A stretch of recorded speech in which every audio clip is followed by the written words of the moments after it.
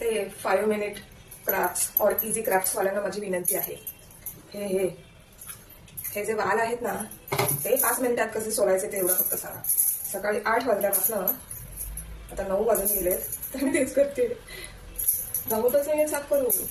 किती प्रयत्न केला तरी सांगा ना, इझी टेक्निक असेल तर असं काहीतरी चिटकी वाजवली आणि लगेच सोडून आले. एखाद्या बाटलीत घातले, असे ढवळले आले सोडून बाहेर. कुठल्या तरी भांडारी घातले मिक्सरच्या असं गरम करून फिरवलं, आले सोडून अख्खे बाहेर. असं काही इझी टेक्निक असेल तर प्लीज शोधून काढा.